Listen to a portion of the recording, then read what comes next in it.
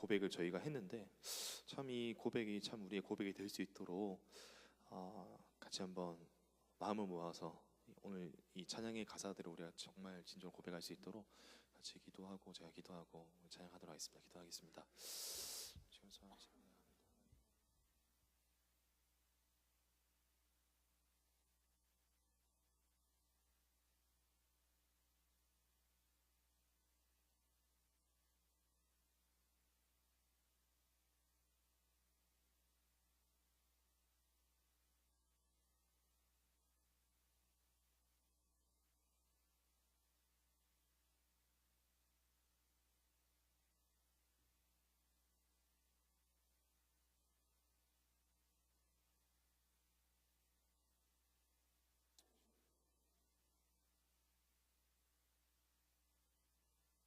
찬양할 수 있게 해주신 은혜에 감사합니다. 찬양을 정말 주님 앞에서 기쁨으로 할 수 있는 저희도 될 수 있게 해주시고 이 찬양의 가사의 고백이 우리의 정말 고백이 될 수 있도록 진짜 고백이 될 수 있도록 주님께서 인도하여 주시옵소서. 예배하는 자가 영과 진리로 예배할지라고 하셨습니다. 성령 하나님을 의지하여 예수님 가운데서 우리가 예배하는 저희도 될 수 있도록 인도하여 주시옵소서. 붙잡아 주시옵소서. 감사드리며 예수님의 이름으로 기도드립니다.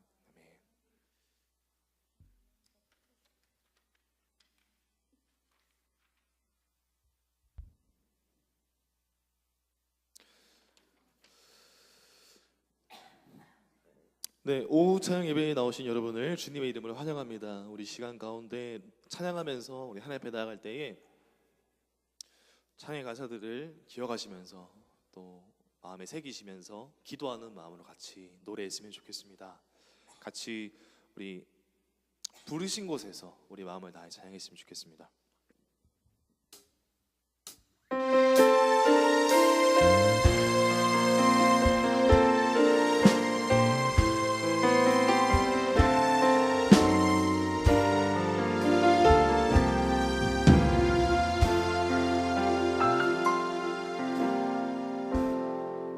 따스한 성령님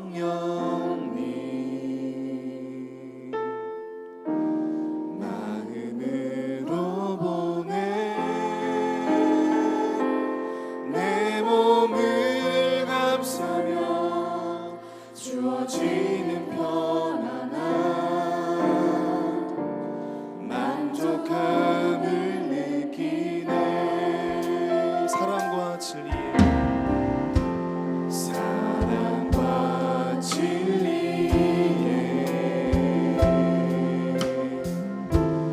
한 줄기 빛보내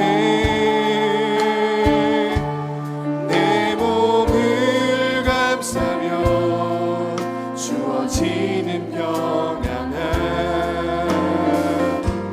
그 사랑을 느끼 부르신 곳에서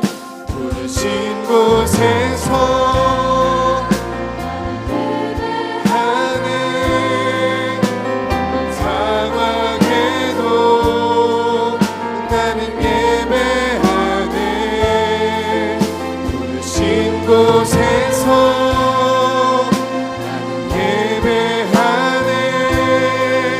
어떤 상황에도 나는 우리 한번 더 고백할까요? 부르신 곳에서 나는 예배합니다. 부르신 곳에서 나는 예배하네.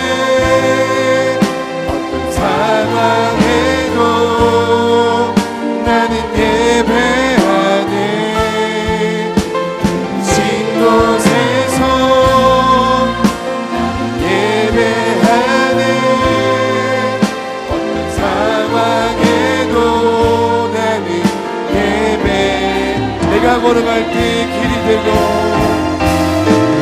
내가 걸어갈 때 길이 되고 살아갈 때 삶이 되는 그곳에서 예배하네.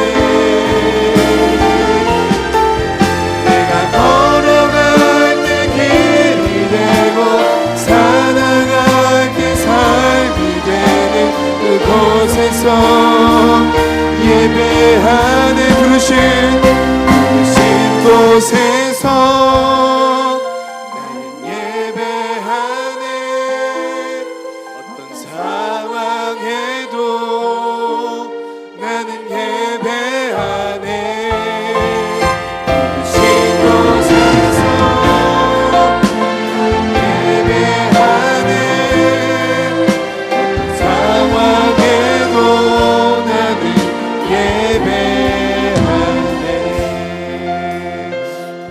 감사합니다. 우리로 하여금 예배드리게 하시고 찬양하게 하시니 감사합니다.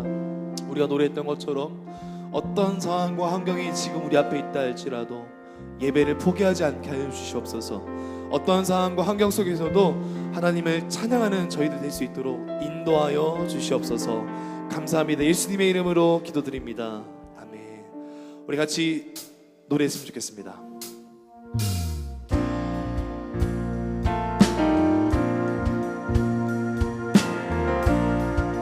주님 뜻대로 살기로 했네. 주님 뜻대로 살기로 했네. 주님 뜻대로 살기로 했네. 주님 뜻대로 살기로 했네. 뒤돌아서지 않게. 주님 뜻대로 살기로 했네. 주님 뜻대로 살기로 했네. 주님 뜻대로 살기로 했네. 주님 뜻대로 살기로 했네. 뒤돌아서지 않겠네. 이 세상 사람 날 몰라줘도, 이 세상 사람 날 몰라줘도, 이 세상 사람 날 몰라줘도 뒤돌아서지 않겠네. 세상 등지고 십자가 보내. 세상 등지고 십자가 보내. 세상 등지고 십자가 보내. 뒤돌아서지 않겠네. 어떠한 시련이 와도 수많은 유혹 속에도 신실하신 주님 붙들리라. 세상이 이해 못하고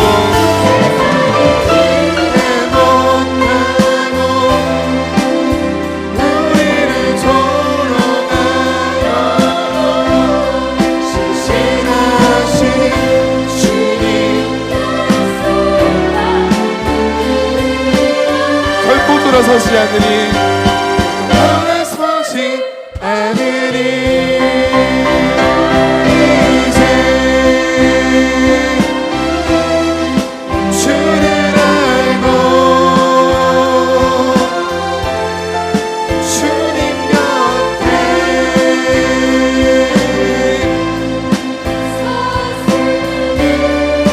아멘. 영원히 나의 주님,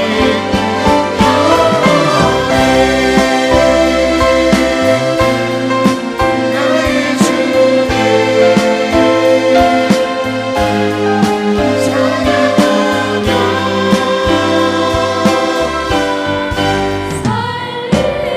같이 고백하실까요? 어떠한 시련이 와도, 어떠한 시련이 와도 수많은 유혹 속에도 신실하신 주님 약속 나 붙들리라. 세상이 이해 못하고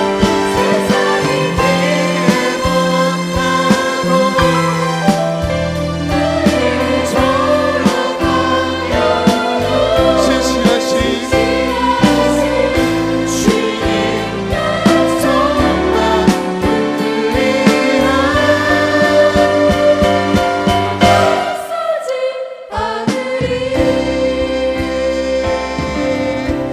아멘. 주님 뜻대로 살기로 아멘 하십니까? 우리 그런 분들 우리 같이 박수 치시면서 하나님 앞에 찬양했으면 좋겠습니다.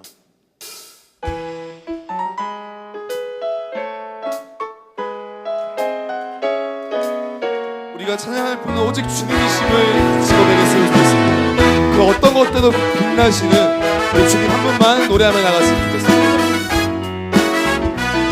내 심정 사모하는 내 내 진정 사모하는 친구가 되시는 구주 예수님은 아름다워라.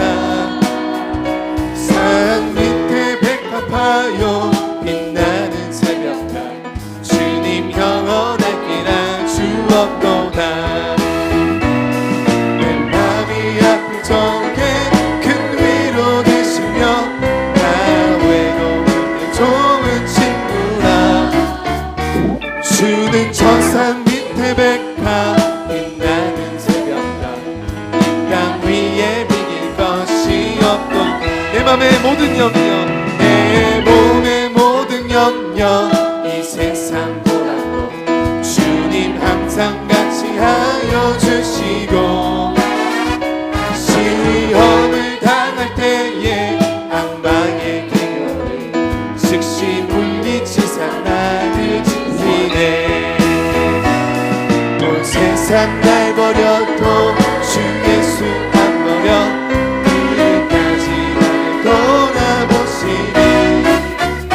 주는 저 산 밑에 백합 빛나는 새벽달 이 땅 위에 비길 것이 내 맘을 다하여서 내 맘을 다하여서 주님을 따르며 길이 길이 나를 사랑하리니. 불불이 두렵지 않고 창공도 겁없게 주는 높은 산성 내 방패시여. 내 영혼 먹이시는 그 은혜 누리고 같이 주를 뵙기 원하네. 주는 저 산 밑에 백합 빛나는 새벽별 이 땅. 우리 3절 한 번만 찬양할까요? 내 맘을 다하여서 내 맘을 다하여서 주님을 따르며 길이 길이 나를 사랑하리니. 불불이 두렵지 않고 불이 두렵지 않고 창검도 겁없네 주는 높은 산성 내 방패시라. 내 영혼 먹이시는 그 은혜 누리고 같이 주를 뵙기 원하네. 주는 저 산 밑에 백합 빛나는 새벽별 이 땅 위에 비길 것. 주는 저 산 밑에 백합 주는 저 산 밑에 백합 빛나는 새벽별 이 땅 위에 비길 것이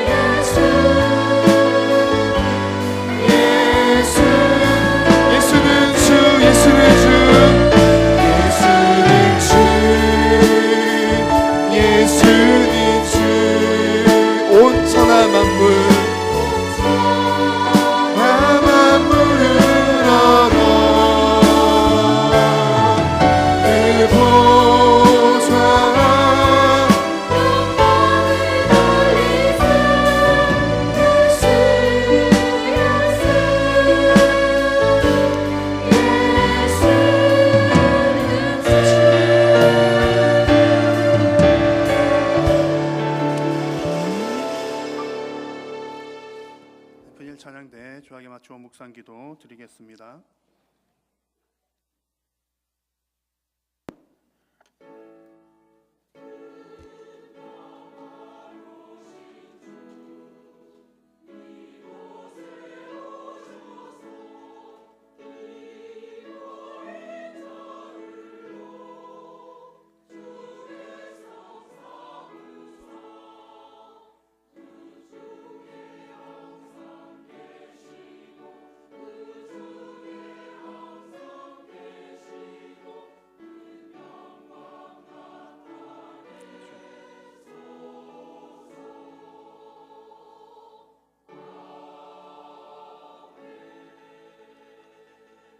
신앙 고백하겠습니다. 나는 전능하신 아버지 하나님 천지의 창조주를 믿습니다. 나는 그의 유일하신 아들 우리 주 예수 그리스도를 믿습니다. 그는 성령으로 잉태되어 동정녀 마리아에게서 나시고 본디오 빌라도에게 고난을 받아 십자가에 못 박혀 죽으시고 장사된 지 사흘 만에 죽은 자 가운데서 다시 살아나셨으며 하늘에 오르시어 전능하신 아버지 하나님 우편에 앉아 계시다가 거기로부터 살아있는 자와 죽은 자를 심판하러 오십니다. 나는 성령을 믿으며 거룩한 공교회와 성도의 교제와 죄를 용서받는 것과 몸의 부활과 영생을 믿습니다. 아멘. 88장 찬송 후에 손병환 안수집사님 대표기도 인도하시겠습니다.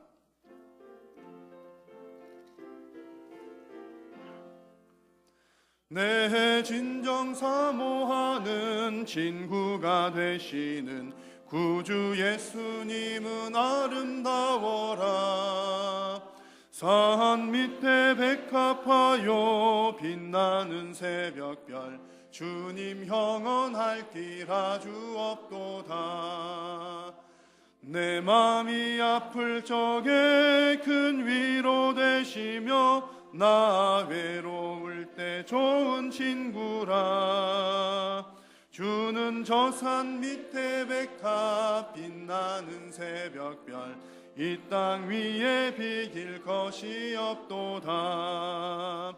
내 맘의 모든 염려 이 세상 고락도 주님 항상 같이 하여 주시고 시험을 당할 때에 악마의 개교를 즉시 물리치사 나를 지키네.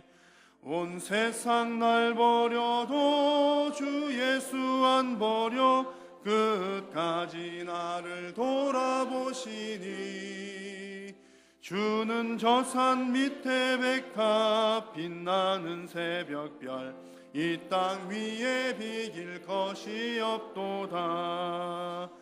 내 마음을 다하여서 주님을 따르면 길이 길이 나를 사랑하리니. 물불이 두렵지 않고 장검도 겁없네. 주는 높은 산성 내 방패시라. 내 영혼 먹이시는 그 은혜 누리고 나 친히 주를 뵙기 원하네. 주는 저 산 밑에 백합 빛나는 새벽별 이 땅 위에 비길 것이 없도다. 아멘.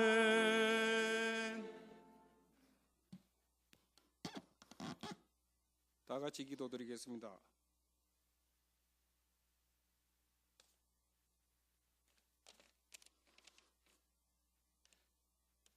찾은 자들에게 응답하시는 사랑과 은혜가 풍성하신 하나님 아버지 감사합니다. 모든 성도들이 시임을 준비하는 이 시간 주님 앞으로 우리를 불러주심을 감사드립니다. 허물과 죄로 얼룩진 저희들입니다. 저희들의 모습은 하나님 앞에 도저히 설 수 없는 악한 모습입니다. 주님 십자가 밑에 엎드려오니 저희들의 이 악한 모습을 씻어주시고 이 시간 너희들은 내 것이라는 말씀을 다시 듣게 해 주시옵소서. 하나님의 사랑의 부름에 진실한 마음으로 응답할 수 있는 저희들의 심령이 되기를 간절히 원합니다. 겉모습만 갖추는 주님 제일 싫어하시는 모습이 되지 않게 해 주시옵소서. 마음이 청결한 자가 하나님을 만난다고 하셨습니다. 지금까지 너희들의 마음속 깊은 곳까지 가득 채우고 있던 나만을 생각하는 욕심을 버리고 빈 마음으로 하나님을 바라보게 해 주시옵소서. 이 시간 목사님과 교회를 위하여 기도드립니다. 1년을 하루같이 하나님의 말씀만 붙잡고 사시는 우리 목사님, 육신의 건강을 지켜주시고 영적인 능력을 더하여 주옵소서. 하나님 아버지, 우리 교회를 살피셔서 올해의 모든 계획들이 순조롭게 잘 마무리되도록 도와주시옵소서. 하나님, 앞으로 다가오는 40주년 기념 말씀사 경례를 위하여 기도드리옵나이다. 모든 교인들이 마음으로 다짐하고 결단하여 이번 40주년 기념 말씀사 경회에 임하게 해 주옵소서. 이 예배를 아름답게 드리기 위해 찬양을 준비한 문예일 찬양대원들을 기억해 주옵시고, 오늘 목사님을 통하여 주시는 말씀으로 참석한 모든 성도들의 영혼이 새 힘을 얻고 그들의 육신이 고침을 받으며 모두가 풍성한 은혜로 배부르게 하옵소서. 우리 주 예수 그리스도의 이름으로 기도드리옵나이다. 아멘.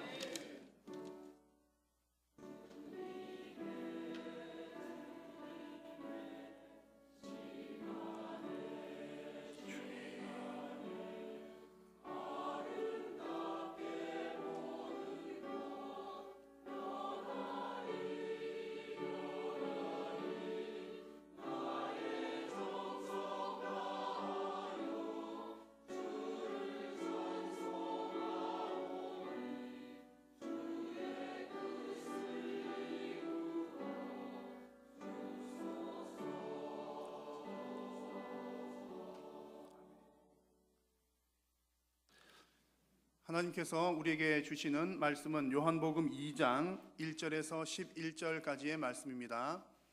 하나님의 말씀 요한복음 2장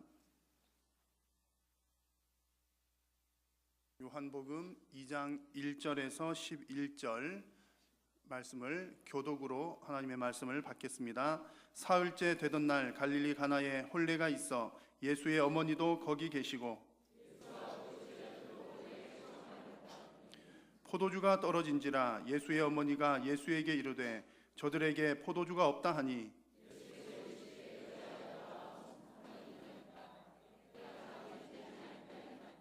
그의 어머니가 하인들에게 이르되 너희에게 무슨 말씀을 하시든지 그대로 하라 하니라.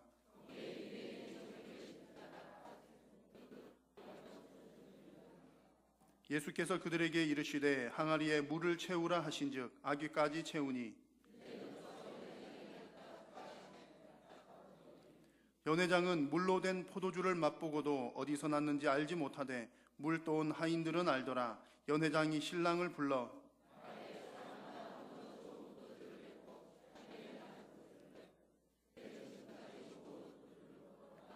함께 읽습니다. 예수께서 이 첫 표적을 갈릴리 가나에서 행하여 그의 영광을 나타내심에 제자들이 그를 믿으니라. 아멘.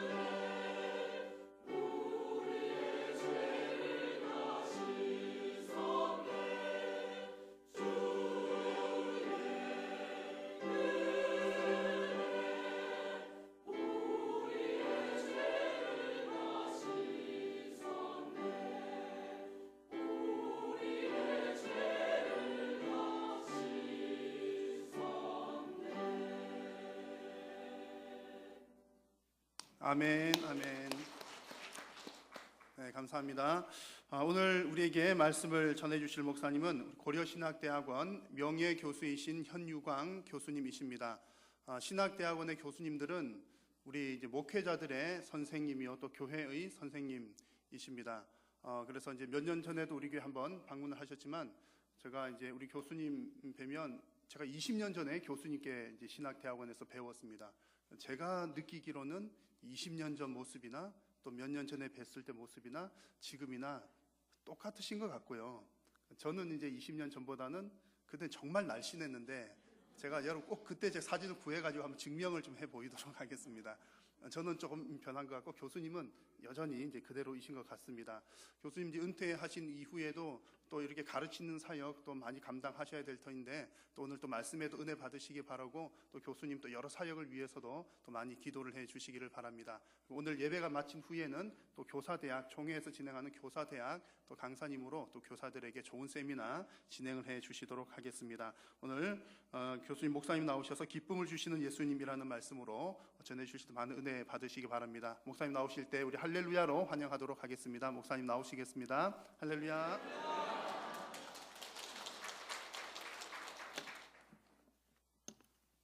여러분 반갑습니다. 오늘 부족한 사람이 하나님이 사랑하시는 한일교회 또 하나님을 사랑하는 사람들로 모인 한일교회 와서 여러분과 함께 예배하며 또 저에게 주신 하나님의 말씀의 은혜를 여러분과 나눌 수 있게 된 것을 매우 기쁘게 생각합니다. 제가 1년 전에 온 것 같기도 한데요. 그동안 우리 김 목사님 또 은퇴하시고 또 목사님 새로이 담임 목사로 취임하시고 모든 전환이 은혜 가운데 잘 이루어진 것 같아서 매우 기쁩니다. 오늘 저에게 주신 말씀 요한복음 2장 1절부터 11절까지의 말씀을 가지고 여러분과 함께 하나님의 은혜를 또 진리를 나누고자 합니다. 예수님, 예수 그리스도, 여러분 예수님을 어떤 분으로 믿고 계십니까? 우리가 예수님에 대해서 알고 믿고 고백해야 되죠. 지금부터 2000년 전에 아마도 수천만 명, 아마도 수억 명이 이 지구에 있었을 겁니다. 또 예수라고 하는 이름은 특별히 이스라엘 나라에 있어서는 흔한 이름이었어요. 그럼 많은 사람들이 있었는데 우리가 믿는 예수님, 내가 믿는 예수님은 그 많은 예수 또 많은 사람들 가운데 어떤 예수냐 하는 것을 여러분이 분명히 알고 믿고 고백할 수 있어야 됩니다. 여러분이 믿으시는 예수님은 어떤 분이십니까? 우리가 아는 대로 예수님은 하나님의 아들이십니다. 하나님의 아들로서 이 땅에 육신을 입고 찾아오신 참 하나님이시면서 참 사람이신 분이 바로 예수 그리스도, 우리가 믿는 예수님입니다. 왜 하나님이 인간의 몸을 입고 이 땅에 찾아오셔야만 했을까요? 그것은 하나님과 우리 사이에 원수가 되었기 때문에 그렇습니다.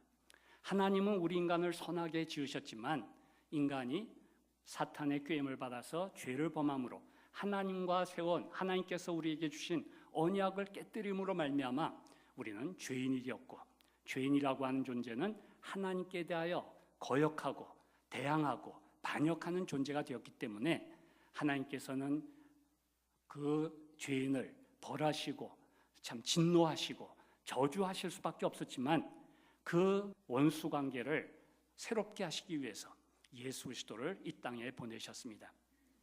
우리가 서로 간에 알력 있고 서로 간에 대척 관계 있고 서로 간에 원수 관계 있을 때 그 관계를 다시 화합하게 할 수 있는 그런 사람은 어떤 사람일까요? 그것은 이쪽 편과 또 상대쪽을 다 잘하는 그런 사람이 서로를 중개할 수 있고 중보할 수가 있습니다. 그렇기 때문에 하나님의 아들이신 예수 그리스도께서 이 땅에 육신을 몸을 입고 오셔서 하나님과 우리 사이에 중보자가 되어 주셨습니다. 예수님은 어떻게 하나님의 아들로서 참 사람으로서 하나님과 우리 인간 사이에 중보자가 되실 수 있었습니까? 그것은 그가 십자가에 못 박혀 죽어주심으로써 저와 여러분 인간의 모든 죄를 예수님께서 십자가에서 대신 갚아주심으로써 우리와 하나님 사이를 화목하게 하실 수가 있었습니다. 그래서 우리는 예수 그리스도를 가리켜서 우리는 구원자, 구세주라고 부릅니다. 그런데 저와 여러분은 구세주라고 하는 그 이름만으로 만족해서는 안 됩니다. 우리는 예수님을 나의 구주로 받아들여야만 됩니다. 객관적인 그러한 역사적인 사실로서의 구세주로서만 우리가 생각할 것이 아니라 예수님은 나의 죄를 대신하여 십자가에 못 박혀 죽어주신 나의 구주십니다 하는 이 믿음, 이 고백이 저와 여러분에게 꼭 있어야 합니다. 여러분, 예수님을 여러분의 구주로 믿으십니까? 아멘. 예수님은 십자가에 못 박혀 죽으셨는데 하나님의 아들이시기 때문에 죄가 하나도 없으신 분이셨습니다. 그 예수 그리스도께서 저와 여러분의 죄를 대신 담당하셔서 십자가에 죽으심으로 죄의 값은 사망이라고 했는데 그 사망의 값을 죄가 없으신 예수님께서 대신 십자가에서 다 지불해 주셨습니다. 그렇기 때문에 예수님을 믿는 자에게는 결코 정죄함이 없다고 로마서 8장 1절과 2절에 말씀하고 있습니다. 그렇기 때문에 우리들은 죄가 있을 때마다 회개함으로 말미암아 그 죄에서 노임을 받을 수 있고, 우리가 예수님을 믿은 다음에 죄가 있더라도 우리는 천국에 갈 수가 있습니다. 여러분, 그걸 기억하십시오. 우리는 예수님을 믿은 다음에 죄를 짓죠. 죄를 지을 수밖에 없는데 죄를 짓더라도 우리는 천국에 갈 수밖에 없어요.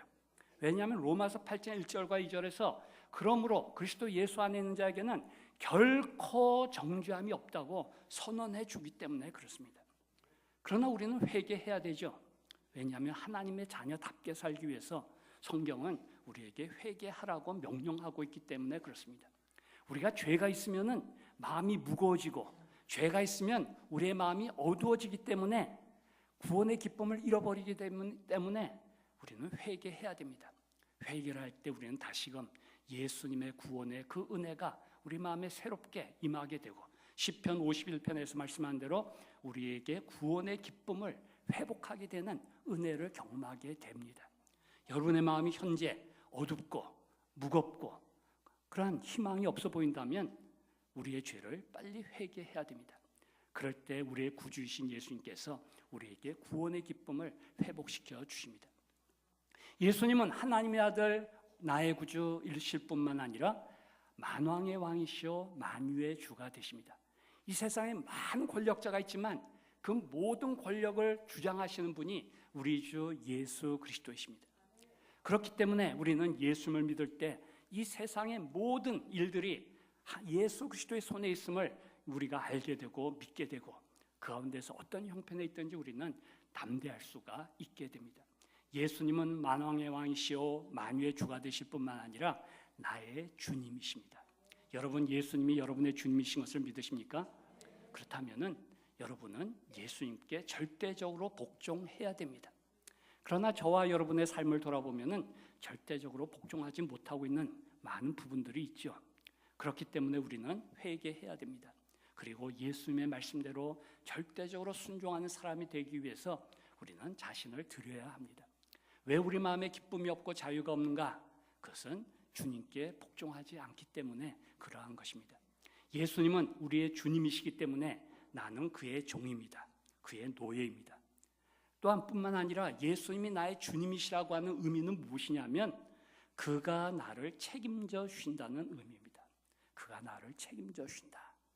그렇기 때문에 주님의 말씀이 나에게 마음에 들지 않고 주님의 명령이 내가 순종하기 어렵게 느껴지지만 우리가 그의 말씀에 순종하고 내가 희생하고 헌신하고 그에게 복종할 때 내가 손해볼 것 같았지만 주님께서 나를 책임져 주시고 나에게 더 큰 은혜와 복으로 채워주십니다. 그렇기 때문에 순종할 마음이 생기게 되는 것입니다. 여러분이 예수님이 나의 주님이시라는 것을 믿고 그의 뜻에 순종하고 그의 뜻에 철저하게 헌신하고 복종해 나갈 때 주님이 나를 책임져 주시고 계시구나 하는 것을 경험하게 됩니다. 그런 경험 있는 사람은 순종하기가 쉬워지죠. 주님의 뜻이면 내가 순종하겠습니다 하는 모든 것을 내려놓고 주의 뜻을 따라 행할 수가 있게 됩니다. 아마 한일교회 성도님들은 그런 경험들이 많이 있을 것으로 생각합니다. 그렇기 때문에 우리가 예수님은 하나님의 아들, 나의 구주, 나의 주님이시다 하는 이 믿음을 가지고 우리 담대하게 기쁨으로 나아가는 우리가 되어야 하겠습니다. 제가 지난번에 왔을 때 말씀을 드린 것 같은데 우리 한국 사람들은 무슨 말을 많이 합니까? 죽겠다 그런 말을 많이 하죠. 죽겠다. 힘들어 죽겠다. 잠이 안 와 죽겠다. 사업이 안 돼 죽겠다. 죽겠다는 말을 많이 쓰는데 우리는 예수를 믿는 사람, 예수 그리스도를 믿는 사람은 죽겠다는 말 대신에 뭐라 그래야 돼요? 예, 살겠다.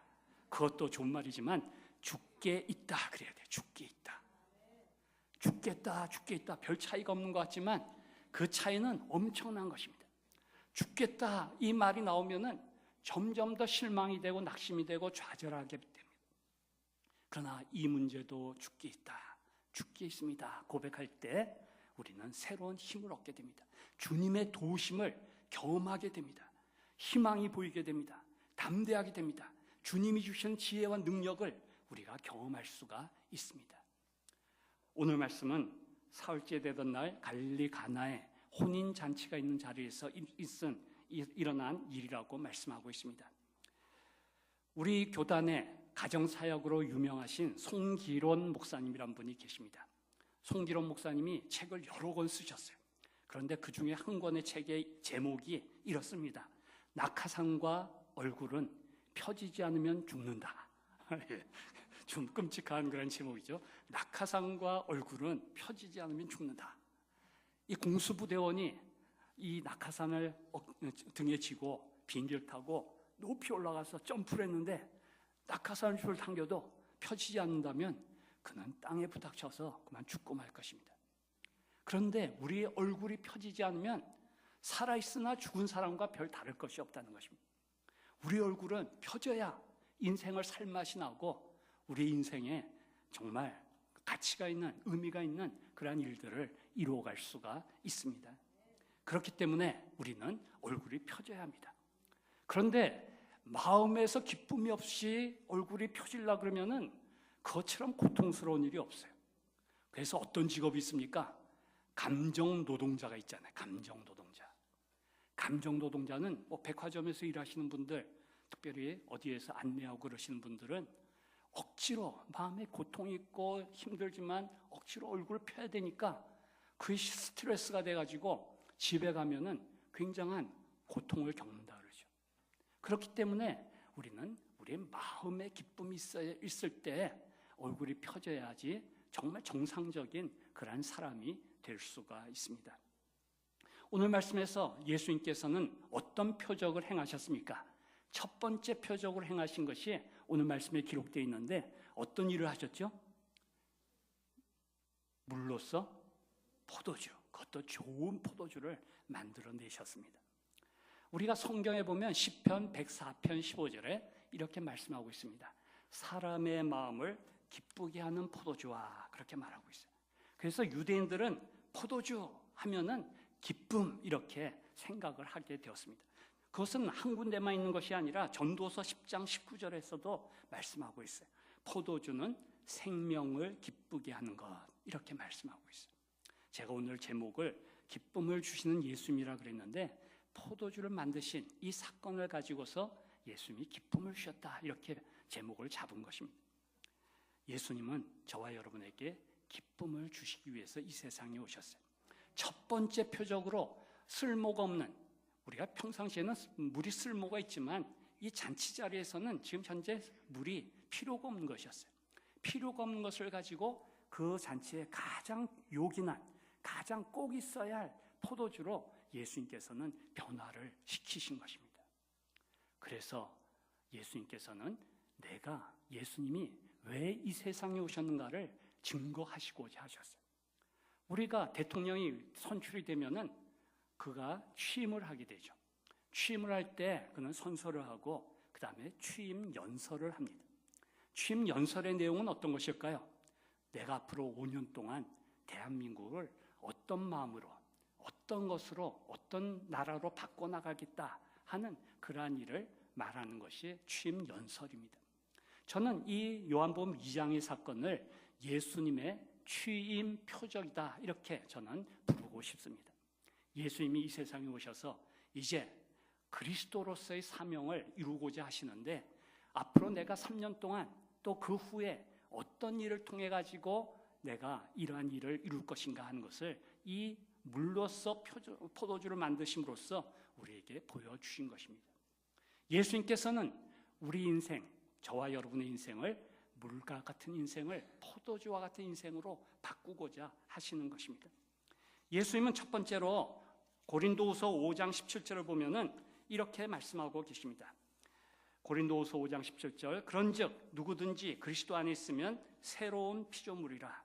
이전 것은 지나갔으니 보라 새 것이 되었도다 말씀합니다. 저와 여러분을 본질을 바꿨다는 것입니다. 신분을 바꿔주셨다는 것입니다. 여러분 이것을 기억하십시오. 예수님이 이 세상에 오시고 저와 여러분 한 사람 한 사람의 마음에 오셔서 신분을 바꿔주셨다는 것입니다. 물과 같은 저 우리 인생을 포도주와 같은 인생으로 바꾸어 주셨다는 것입니다.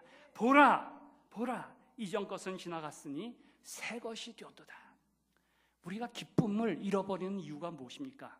나의 정체성, 내가 누구인가 하는 것을 잘 알지 못하기 때문에, 알았더라도 죄 때문에 잊어버리게 되었기 때문에 우리는 정체성을 잃어버리고 다시 실망하고 낙심하고 좌절하고 절망하는 자리에 빠지게 되는 것입니다. 여러분은 언제 어디서나 내가 어떤 존재인가를 기억해야 됩니다. 예수 그리스도께서 이 땅에 오셔서 저와 여러분을 대신하여 십자가에 못 박혀 죽으시고 죽으실 뿐만 아니라 부활하셔서 만왕의 왕 만유의 주, 하늘과 땅의 모든 권세를 가지신 분이시기 때문에 우리의 신분을 바꿔주셨습니다. 그래서 죄인의 자리에서 의인의 자리로, 마귀의 종로를 타던 데서 하나님의 아들, 딸로 우리의 신분을 바꾸어 주셨습니다. 바꾸어 주실 것이 아니라 예수님을 믿는 그 순간 우리는 바뀌어진 것입니다. 그렇기 때문에 우리는 기뻐할 수가 있습니다. 예수님께서 나의 신분을 변화시키셔서 죄인에서 의인으로 의롭다 하시는 그 은혜를 우리에게 주셨기 때문에 우리는 하나님의 은혜의 보좌 앞에 담대히 나갈 수 있고, 하나님이 우리의 아버지가 되셨기 때문에 우리는 그 가운데서 담대하게, 지혜롭게, 능력 있게 이 세상을 살아갈 수 있는 존재가 되었습니다. 그렇기 때문에 우리는 기뻐할 수 있습니다.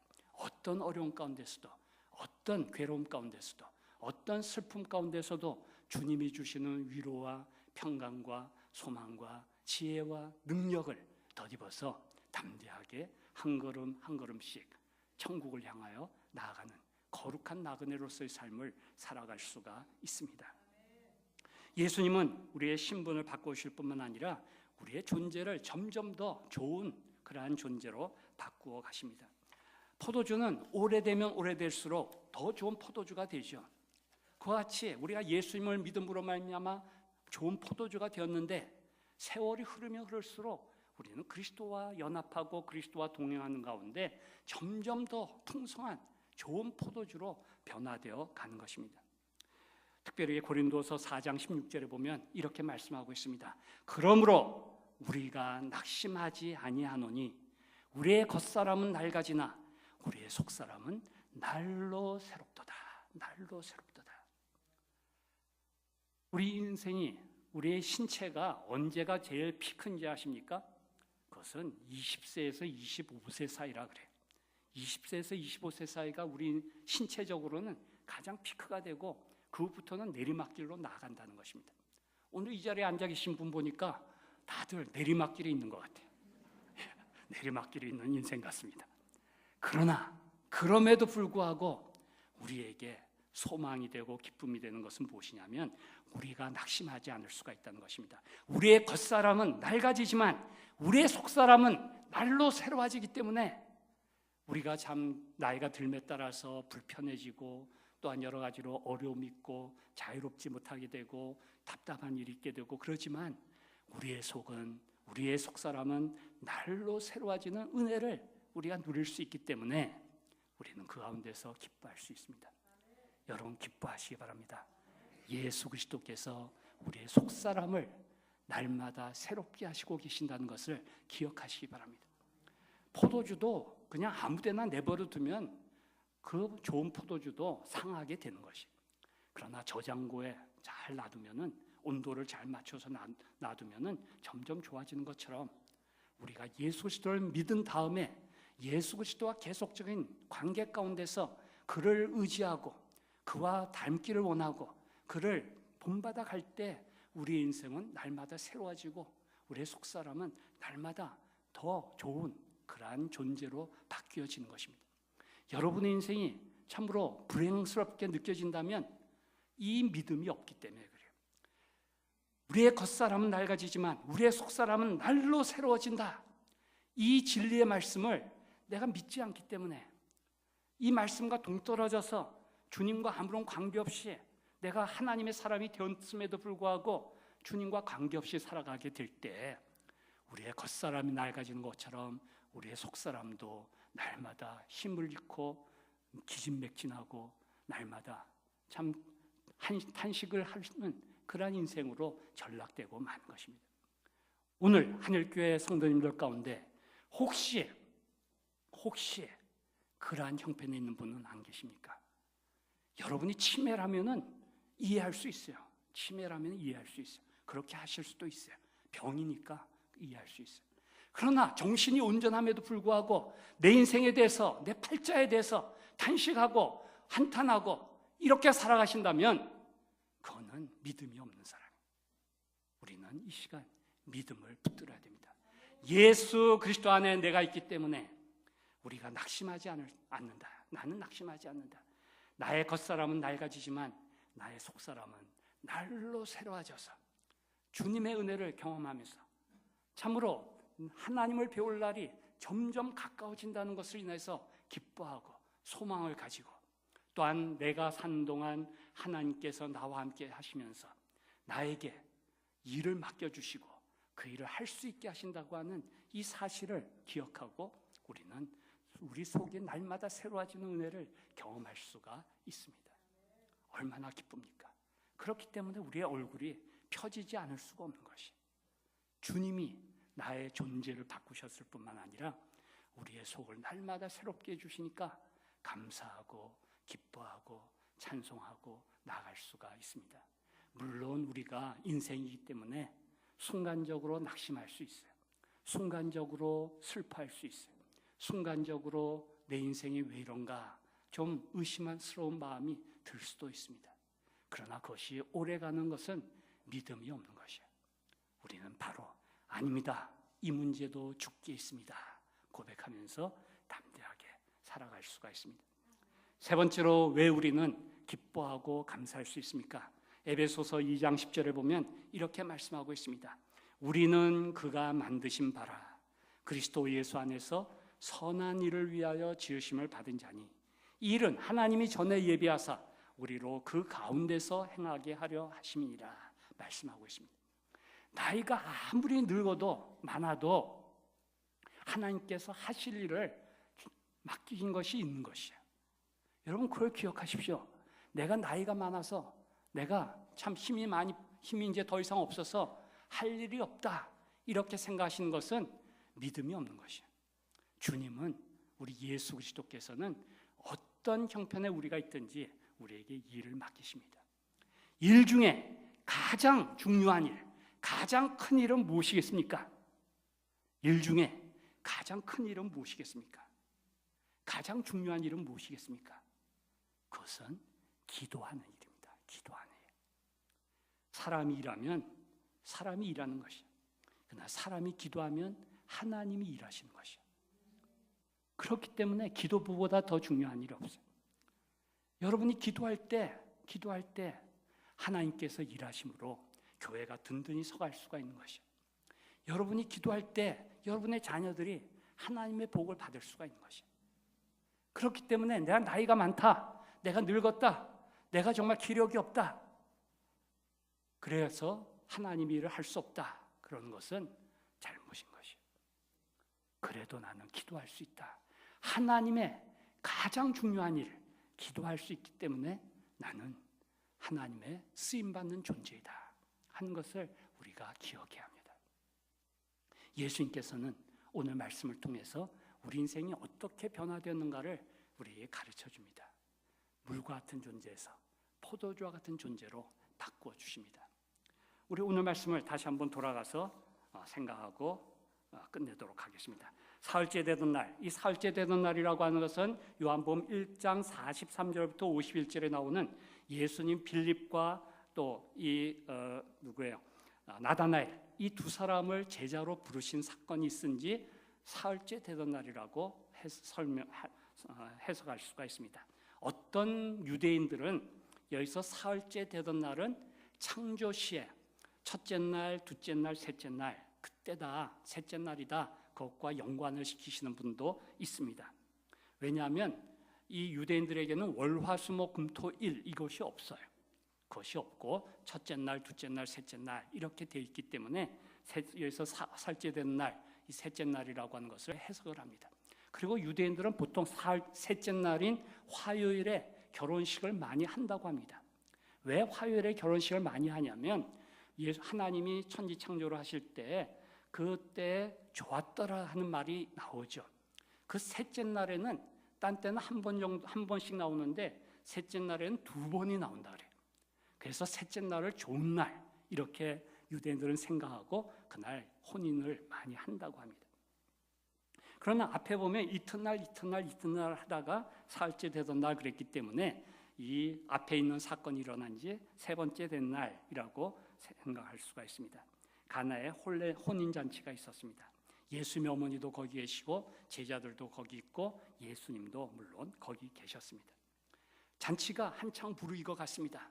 유대인들은 결혼잔치를 하면 포도주를 마시고 음식을 먹고 노래하고 또 신랑 신부를 축복하고 춤도 추고 이러한 순서를 가지게 돼 있었죠. 그러한 기분이 한창 달아오르고 있는데 갑자기 그 분위기가 싸늘하게 되는 그러한 일이 벌어지게 되었습니다. 왜 그런 변화가 있게 되었을까요? 그것은 3절에 보니까 포도주가 떨어진지라 말씀하고 있어요. 우리가 시편에서 나온 대로 기쁨을 주는 포도주가 떨어져 버렸기 때문에 그들은 기쁨을 잃어버리고 그 잔치가 흥이 깨어져 버리는 그러한 위기에 부닥치게 된 것입니다. 그러한 형편에 있을 때 사람들은 어떤 반응을 보입니까? 더 이상 먹을 게 없나 보다. 그냥 그 잔치 자리를 떠날 수가 있죠. 어떤 좀 성격이 급한 사람은 여기 빨리 포도주 갖다 줘.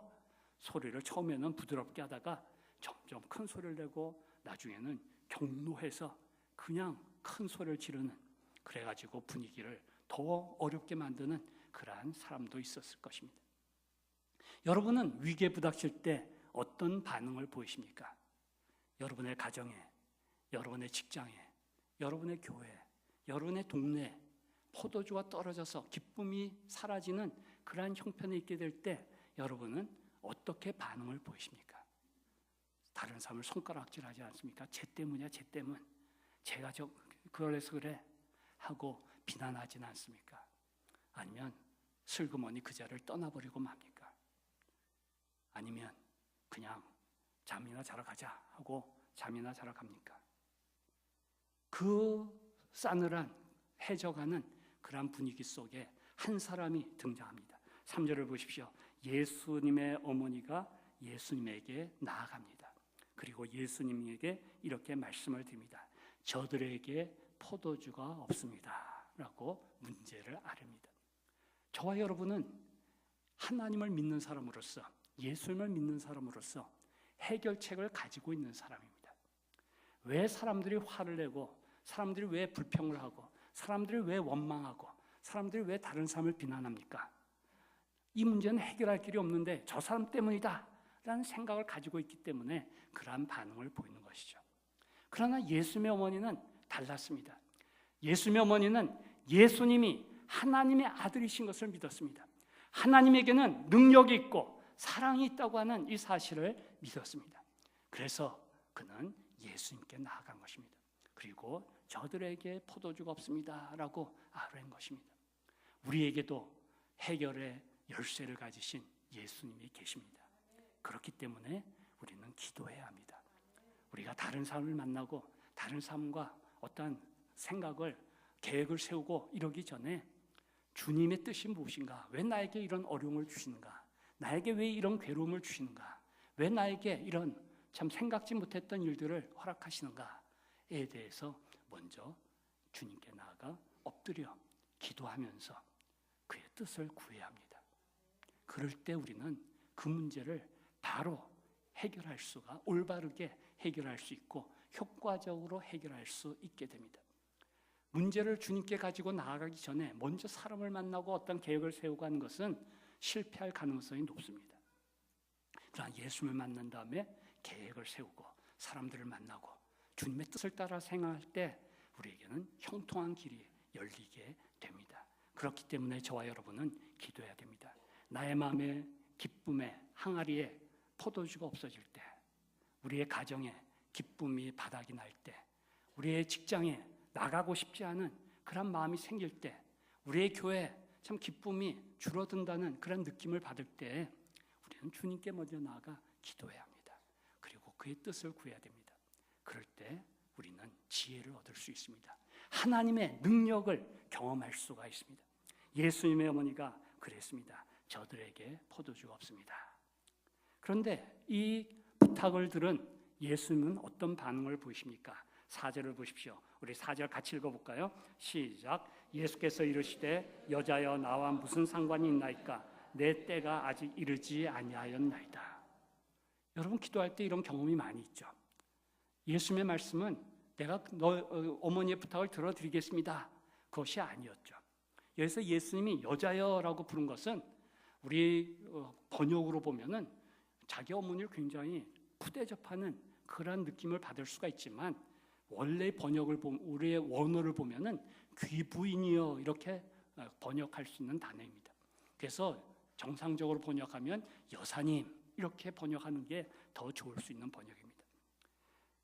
여사님, 나와 무슨 상관이 있습니까? 이 문제와 나와 무슨 상관이 있습니까? 내 때가 아직 이르지 못했습니다. 이렇게 예수님은 말씀하셨습니다. 예수님에게는 때가 있기 때문에 그 때에 하나님의 뜻이 이루어집니다. 그렇기 때문에 우리의 기도해도 그 기도가 빨리 응답되지 않는 수가 있는 것이에요. 그렇기 때문에 우리는 기도하면서 기다려야 하는 것입니다. 기도하면서 하나님의 뜻을 찾아야 하는 것입니다. 마리아는 예수님의 어머니는 이 예수님의 말씀을 들었을 때 기다려야지 하고 가만히 있지 않았죠. 5절을 보십시오. 그의 어머니가 하인들에게 이르되 너희에게 무슨 말씀을 하시든지 그대로 하라. 이렇게 부탁을 하는 것을 볼 수 있습니다. 우리가 기도하고 나서 하나님께서 나에게 주시는 말씀이 있습니다. 내가 기도할 때 기도는 영적 호흡이라고 그랬죠. 호흡이라고 하는 것은 날숨이 있고 들숨이 있다는 것입니다. 내가 하나님 앞에 내 마음을 토해 놓으면은 주님께서 나에게 어떤 생각을 나의 마음에 주시는 것이에요. 그걸 잘 귀를 기울여 들어야 되는 것이에요. 주님은 성경 말씀을 통해 생각나게 하셔서 우리를 인도하시기도 하시고 특별히 성령님을 통해서 우리에게 성경 말씀을 생각나게 하시고 또 구체적으로 어떻게 할 것을 우리에게 가르쳐 줄 때가 있습니다. 예수님의 어머니는 예수님께 부탁을 하고 난 다음에 예수님의 때가 아니구나. 그러면 내가 어떻게 하면 예수님의 때가 오게 할 수 있을까? 그것을 생각했던 것 같습니다. 그래서 아마 하인들을 좀 준비시켜 놔야 되겠다. 그런 생각을 하고 이 하인들을 불러다가 저분 예수님이라는 분이 여러분에게 무슨 일을 시키든지 군말 말고 믿고 그냥 순종해 주십시오. 이렇게 부탁을 한 것입니다. 아니나 다를까 예수님께서 하인들을 얼마 시간이 지나지 않아서 하인들을 부르죠. 그리고서 예수님께서는 저 항아리에 물을 채워라 말씀하십니다. 항아리, 거기에는 정결 예식을 따라 6개의 항아리가 있었다고 했습니다. 정결 예식이라고 하는 것은 율법을 따라 되어진 것이라는 것이죠. 율법이라고 하는 것은 존 스타트라고 하는 성경학자는 이 정결 예식에 쓴 항아리에다가 예수님이 물을 채우라고 하신 이유는 구약 율법의 부족함을 채워주시는 분이 예수님이라는 것을 증거하기 위함이다. 이렇게 해석을 하고 있습니다. 여러분 율법을 아무리 지켜보십시오. 마음에 기쁨이 있는가? 기쁨이 조금은 있겠죠. 기쁨은 조금 있지만 하나님 앞에 그래도 부족함을 느낄 수밖에 없는 것이 율법을 따라 사는 삶입니다. 특별히 오래 믿은 사람이면 오래 믿은 사람일수록 마음의 기쁨을 잃어버리기가 쉽습니다. 그것은 왜냐하면 율법적으로 모든 걸 판단하기 때문에 그렇습니다. 율법을 가지고서는 자기도 괴롭고 상대방도 괴롭게 할 수밖에 없어요.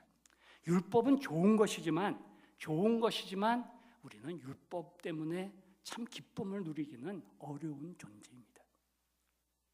그렇기 때문에 예수님이 오셔서 율법을 완성시키시고 사랑의 법을 이루게 하신 것입니다. 그래서 예수님은 그 율법을 따라 정결 예식에 쓴 항아리 6개에 물을 채우라고 하십니다. 하인들은 어떤 생각을 했을까요? 손님들이 이미 다 이 잔치 자리에 와서 발도 씻고 손도 씻었는데 왜 또 이 정결 예식에 쓴 항아리에 물을 채우라고 하시는가? 너무나도 이상했습니다. 손님이 더울 것도 아닌데. 그런데 이 하인들은 예수님의 어머니의 부탁을 따라서 물을 열심히 우물에 가서 물을 길어다가 항아리에 채웠습니다. 그대의 얼굴, 표정을 한번 생각해 보십시오. 얼굴에 땀이 주룩주룩 흘렀을 것입니다. 그들이 물을 다 채웠을 때, 아기까지 채웠을 때, 물을 정말 찰랑찰랑 넘치도록 6항아리 채웠을 때, 그 항아리는 2-3통 든다 그랬는데 그건 100리터 드는 항아리였어요. 100리터, 약 100리터 드는 항아리예요. 그러니까 물을 얼마나 길어다 부었을까요? 그것을 다 채우니까 그 다음에 예수님은 뭐라 그러십니까? 8절을 보십시오. 이제는 떠서 연회장에게 갖다 주라. 연회장은 잔치를 책임지고 있는 사람을 말하죠. 그렇게 말씀하십니다. 하인들은 또 이상하게 생각하게 됐죠. 지금 연회장 이 잔치 자리에는 포도주가 필요한데 왜 물을 갖다 주라고 그러는가? 너무나도 이상했습니다. 그러나 그들은 순종했습니다. 그랬을 때 기적이 일어났습니다. 물이 변하여 좋은 포도주가 되었습니다. 기적은 언제 일어납니까? 여러분이 하나님의 영광을 보기를 원하십니까? 언제 하나님의 영광을 볼 수 있습니까? 우리가 기도할 때, 우리가 말씀에 순종할 때 하나님의 기적이 나타나는 것입니다. 마리아가 기도하고 하인들이 순종했을 때 물이 변하여 좋은 포도주가 되었습니다. 여러분의 가정에, 여러분의 마음에, 여러분의 직장에 좋은 포도주가 풍성한 그러한 장소가 되기를 원하십니까? 기도하시기 바랍니다. 말씀대로 순종하시기를 바랍니다. 오리를 가자고 하면 십리를 가고, 속옷을 가지려고 하면 겉옷을 내어주고, 오른편 뺨을 때리면 왼편 뺨을 내어주는 그러한 일을 하시기 바랍니다. 물론 우리가 따질 건 따져야 되죠. 요한복음 18장에 보면 예수님도 한 대 맞으시고 나서 따지는 것을 볼 수 있어요. 그래서 따질 땐 따져야 됩니다. 그러나 따지기 전에 기도하세요. 기도하고 이게 따지려야 될 문제인지 안 따져도 되는 문제인지 내가 그냥 덮고 가야 되는 문제인지 잘 판단하셔가지고 그렇게 하시기 바랍니다. 기도와 순종, 그것이 우리에게 좋은 포도주가 풍성한 잔치의 자리로 우리를 인도하게 됩니다. 기도하시기 바랍니다. 순종하시기 바랍니다. 그럼으로써 여러분의 마음에 포도주가 넘치는, 여러분의 가정이 기쁨이 넘치는, 여러분의 직장이 정말 여러분으로 말미암아 좋은 직장, 서로 존경하고 서로 사랑하고 돕는 그런 직장으로 바꿔 나가시기 바랍니다. 한일교회가 좋은 교회임이 틀림이 없습니다. 더 좋은 교회, 더 기쁨이 넘치는 그런 교회가 되기 위해서 기도하며 또한 순종하시는 가운데 하나님의 이름을 높여드리는 여러분이 되시기를 주의 이름으로 축원합니다. 다 같이 기도하시겠습니다. 오늘 말씀을 생각하면서 내가 기도할 것이 무엇인가 생각하시며 기도하시기 바랍니다. 또 내가 순종해야 될 것이 무엇인가, 특별히 내가 이웃을 섬기는 사람으로서 어떻게 살아야 될 것인가 생각하시고 그 기도 제목을 따라서 기도하시기 바랍니다. 다 같이 기도하시겠습니다.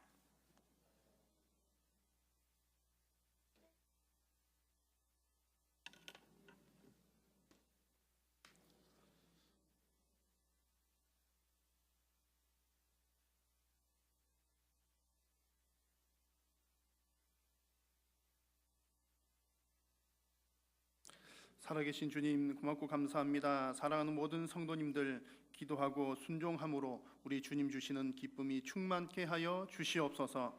예수님의 이름으로 기도드립니다. 아멘. 찬송가 91장 찬송하겠습니다. 91장입니다.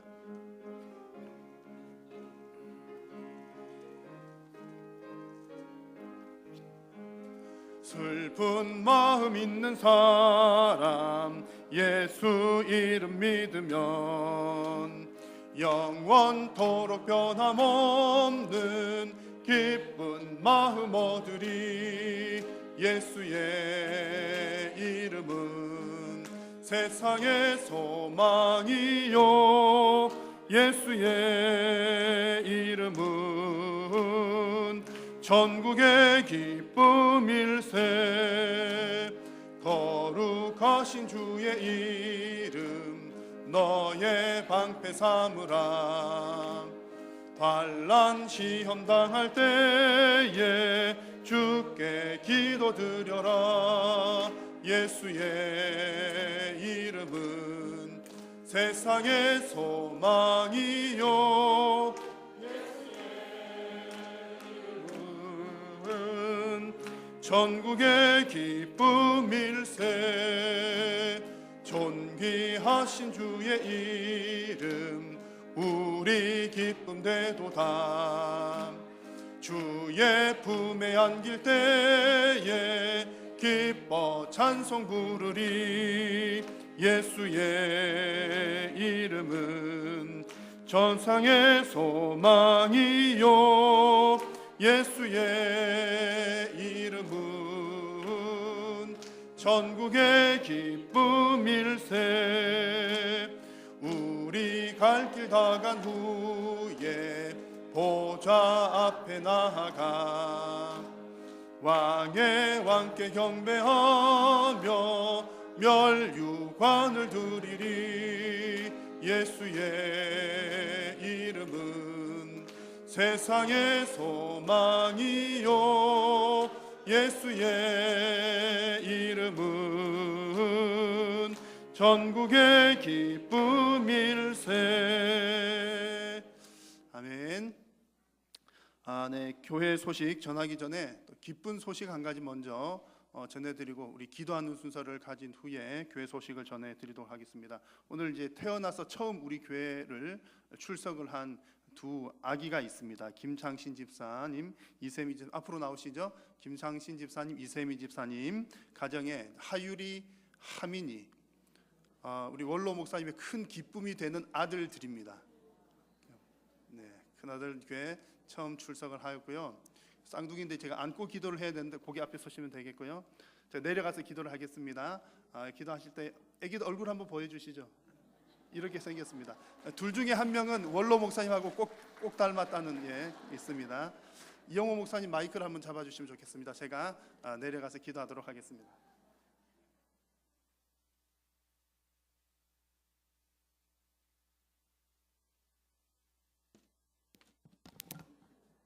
제가 안고 기도를 해야 될 텐데 이제 둘이니까 제가 손을 얹고 우리 하율이, 하민이 그렇습니다. 하율이, 하민이 한 분은 목사님하고 똑같이 생겼습니다. 원로 목사님. 자, 우리 아이들 손 얹고 축복 기도할 때에 여러분 같은 마음으로 기도해 주십시오. 살아계신 우리 주님 참 고맙고 감사합니다. 우리 하율이, 하민이 이 세상 가운데 하나님의 뜻을 따라 보내어 주시고 하나님이 가정의 기쁨이 되게 하시며 또한 하나님의 기쁨이 되게 하시니 감사합니다. 하나님 오늘 처음 교회 나왔는데 평생을 주님을 예배하는 참된 예배자로 기쁨의 예배자로 하나님의 귀한 아들들로 붙들어 주시옵소서. 이 아이들이 자라면서 좋은 사람 좋은 환경 가운데 믿음 가운데 잘 자랄 수 있도록 인도하여 주시고 하나님 이 땅 가운데 살아가는데 필요한 모든 것들 하나님 풍성하게 채워 주옵소서. 하율이와 하민이를 양육하는 우리 김창신 집사님, 이세미 집사님 귀한 두 부부에도 은혜를 베풀어 주시고 믿음의 자녀들을 하나님 정말 믿음 가운데 하나님 말씀대로 잘 양육할 수 있도록 하나님 힘도하여 주시옵소서. 자녀들을 통하여 가정에는 더욱더 큰 기쁨이 넘치게 하시고 하나님 쓰시고자 하는 대로 귀한 아들들 주님 키워 주시옵소서. 하나님께서 귀한 믿음의 가정을 통하여 크게 영광 받아 주시옵기를 간절히 비옵고 가정 가운데 건강과 또 물질과 영육 간의 풍성한 복으로 함께 하시옵기를 간절히 비오며 우리 구주 예수님의 이름으로 축복하며 기도하옵나이다. 아멘. 다시 한번 축하의 박수 해주시기 바랍니다. 축하드립니다.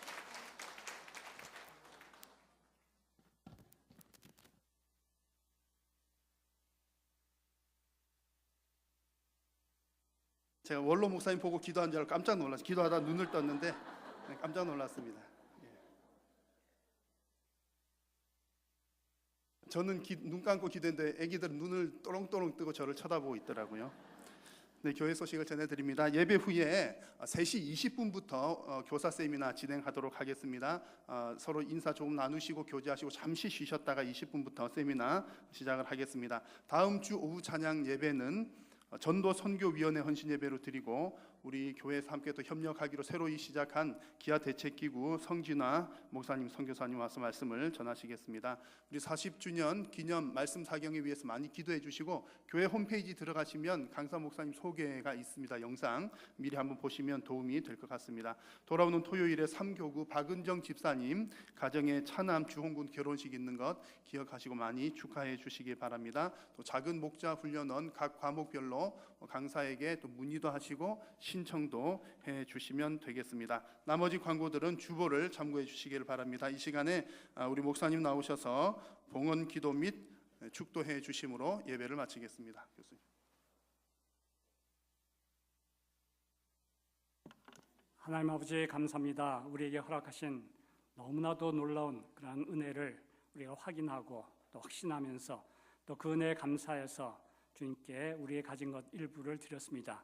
이 헌금을 통하여서 하나님의 영광을 더 널리 더 크게 나타내 보여주시고 이를 통하여 하나님의 이름만이 높임을 받으시옵소서. 물질을 드려 주님을 사랑하고 감사의 표현을 하는 모든 성도들에게 참 이 땅에서 기름진 것으로 더하여 주시고 또 복의 복을 더하여 주셔서 더 많은 것으로 주님의 이름을 높이게 하여 주시옵소서. 감사를 드리며 예수 그리스도의 이름으로 기도합니다. 아멘. 여호와는 여러분에게 복을 주시고 여러분을 지키시기를 원하며 여호와는 그의 얼굴을 여러분에게 비추사 은혜 베푸시기를 원하며 여호와는 그 얼굴을 여러분에게로 향하여 드사 평강 주시기를 원하노라. 아멘.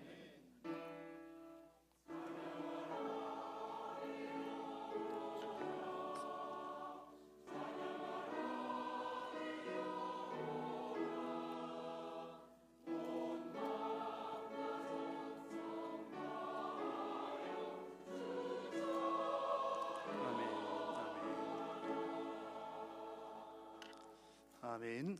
예배를 마쳤습니다. 서로 이렇게 축복하면서 인사하고 돌아가겠습니다. 기쁨 충만한 한 주간 되십시오. 기쁨 충만한 한 주간 되십시오.